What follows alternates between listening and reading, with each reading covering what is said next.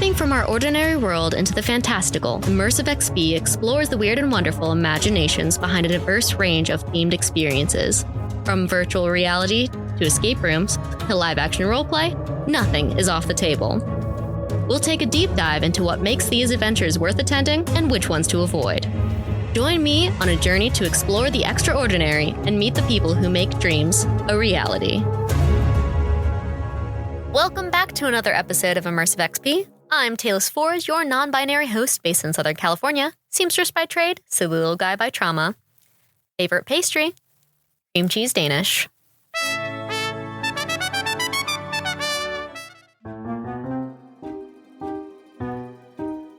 Fun fact of the week. Sabrina the Teenage Witch, a sitcom that ran from 1996 to 2003, was one of the highest rated series of its time, but not without its struggles. Televangelists and other prominent religious speakers were against the show for its new age thinking and portrayal of witches. Even Elvira claimed the story ripped off The Elvira Show, released in 1993, by having a talking black cat and all two are witches. Unfortunately for her, there is no basis to her accusation, as Sabrina the Teenage Witch is inspired by Sabrina Spellman, a character featured in a 1962 Archie comic. The real person who made the show possible was Melissa Joan Hart, the mom of the actress who played Sabrina. She pitched the idea with the 1962 Archie comic to multiple major networks until ABC picked it up. Even then, ABC didn't really treat it like a real show until it became so popular it was put into their primetime TV slot. Despite its success on ABC with 4 seasons, they sold the rights to WB, where it had 3 more seasons and ended. The show would not have been possible without the people fighting to make it happen. I absolutely adored the show growing up and inspired many others to appreciate whimsical worlds in our everyday life. This episode is a Feed Me a Tale, which explores any kind of food or drink-related immersive experience.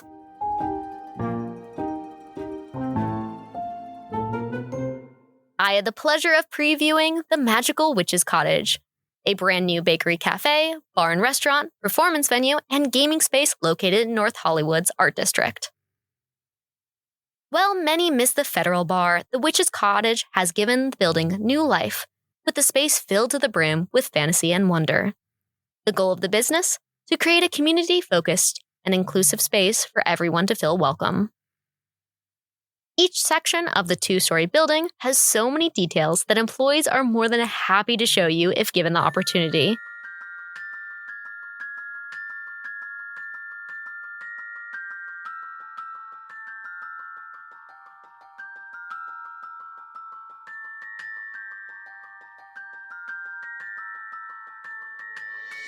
Walking in through the purple doors, you are greeted with a cafe themed after an eclectic witch's home.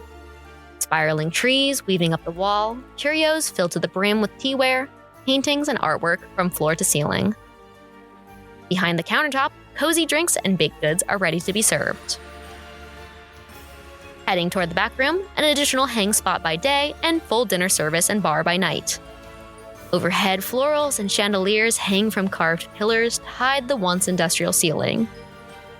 Multiple themed nooks with tables and chairs are sure to draw in fantasy lovers no matter your preference. Toward the windows, bright and cheery decor in orange hues with plants and a fireplace. The bar hand-painted like a moonlit forest and each chair uniquely decorated with plants and portraits so no two are alike. In the back, an underwater dreamscape, and to the side, a dark blue and purple celestial sky. Everything has a touch from an artist who believed in making the Witch's Cottage a reality. While normally closed to the public on an average day, there are even details leading up to the second story. Fairy wings painted on the wall for the perfect picture to remember the evening. Hanging books and pages line the stairwell with the quote, "Each guest arrives, each truth confessed. What is given here is triple blessed." In the performance space upstairs, the Elven Bar, with barrel taps and a countertop lined with hidden secrets. The wide open space has plush seating facing a stage, ready for music, masterclasses, and theater. Tucked away in the back is a stone-covered entrance into the gaming room. The Tempered Flask Tavern with a more intimate bar and a large table to play your favorite TTRPG. Weapons and garb from heroes long past fill the room with encouragement. While the information about the performance venue and TTRPG room is still pending, their plans are to have a private rental space for people to watch shows, take classes, and have an immersive gaming experience. With the mental picture of the witch's cottage in mind, let's hop into the food and drinks. The cafe and bakery is still working on their full menu, so pricing and options may vary. I was told that they are still working on a tea menu, which I'm personally looking forward to. I went back to the cafe after the grand opening to try all the baked goods I could and order some coffee. I tried this strange and unusual, which was a delightful cardamom latte that I absolutely recommend hot or cold. If you're looking for a traditional dark chocolate mocha, try the Wicked Witch. This is not a sweet drink, so be sure to add simple syrup if it's not to your liking. The bakery hosts an array of baked goods for multiple dietary restrictions. The gluten-free and vegan pastries were equally as delicious as the others. For those who do not have dietary restrictions, I recommend the honey lavender scone, which is so moist and lightly sweet. If you're looking for something more savory, the dill and herb sun-dried tomato scone was my absolute favorite. The maple cardamom scone was a pleasant surprise of the vegan options, and the miso banana bread has been an overall favorite among my friends in the gluten-free and vegan category. If you want something a little more decadent, try the banana or pistachio cake. They may be a bit addictive for those with a sweet tooth. Starting at 5 p.m., the bar and restaurant is open for business. They have a wide array of cocktails to choose from, both originals inspired by fantasy and originals with a twist. A small menu for non-alcoholic mocktails with zero-proof gin, bourbon, tequila, and rum also have fun names like the Golden Offering and Veil of Venus. Glasses of wine, ciders, mead, and beers are also available if cocktails are not to your liking.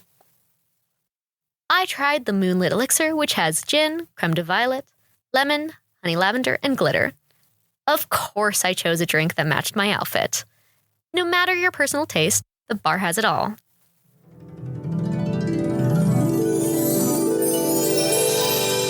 For the full dinner service, my reservations are actually this week, so my information is a bit limited, but I did get to try some bite-sized versions of what's on the menu. For a colorful appetizer, the deviled dragon's eggs. Jewel-toned deviled eggs that look straight out of a picture book. An excellent entree choice is the Bayou Witch Stew, with chicken served over rice. Just like the bakery, the menu takes care to include vegan, vegetarian, gluten-free, and dairy-free options.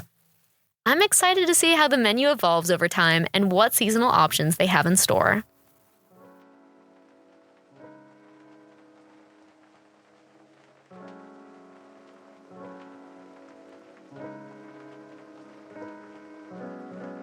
Things I liked. Every employee I met has been passionate about the artistic details they personally added, the time put into making the space come alive, and what they still plan to achieve in the near future. Many of the people hired are people I know from the immersive or gaming scene that are thrilled to put their talents to use for a company that actually appreciates it.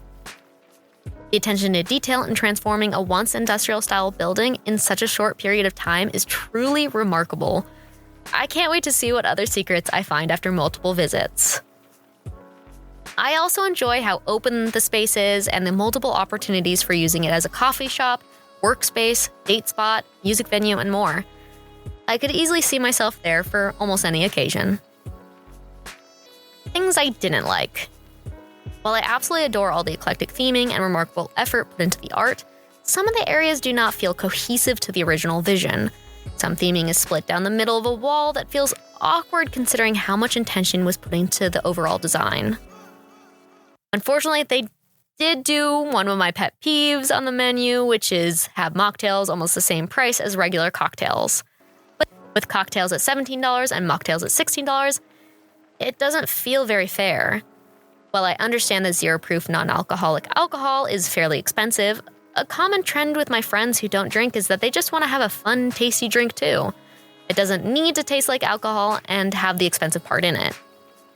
Some less expensive glittery drink options for those people would definitely help include a larger audience. As for accessibility, with such a large spread out place that had multiple rooms and seating, I never felt overly crowded. The sound doesn't carry too much, so unless it's a packed house, it's not awful for those with auditory issues. The majority of lighting is mellow with no flashing lights. To get to the second floor, there is both a large elevator and a stairwell for easy access. There is also a paid parking lot behind the Witch's Cottage, and the area is fairly walkable. The company does their best to provide accessibility and inclusivity in their community, so they are open to change if patrons have suggestions.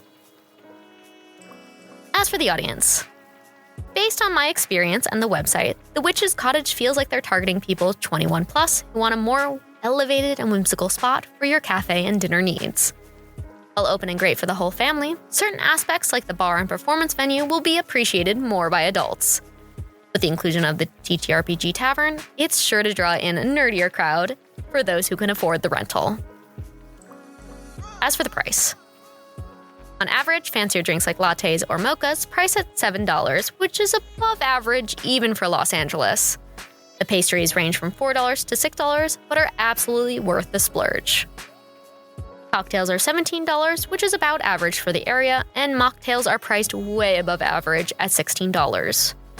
Ciders, beers, etc. range from $9 to $12, while wines range from $12 to $22 a glass. Suggested dinner prices are about $20 to $40 per person without drinks. Also keep in mind that an additional 3% is added to your bill for the kitchen appreciation fee. The parking lot owned by the Witch's Cottage is $15, which I personally find unreasonably expensive. If I can't find free street parking in this very crowded part of town, that's a high additional cost added to my coffee run.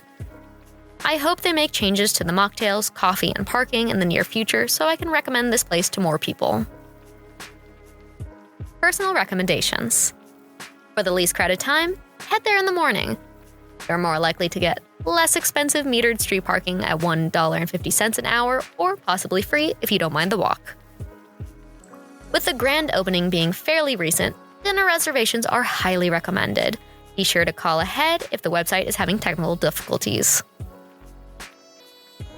The back room is closed from 4 p.m. to 5 p.m., so they can set up for dinner service. So be sure to look over their hours listed on the website to suit your needs best. The back room is great for larger groups for those wanting to visit the cafe and bakery during the day. Overall, the Witch's Cottage has had an incredible opening and a lot of excitement for a more immersive space to build community. They still have a lot more plans and projects in the books, so consider investing in their vision. More details on the website. I intend to make this a more regular spot for my local visits, and I hope you do too. Until next time. Spelling doubt is only a curse if you're literate.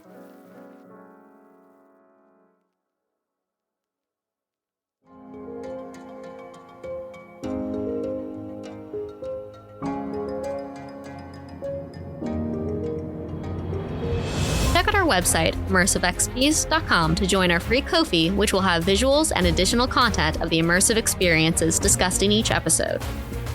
You are an immersive experience artist or creator, no matter how small. Consider contacting us so you can take part on a future podcast. This podcast is recorded and produced by SoCal Podcast Studio in Orange County. Thanks for listening.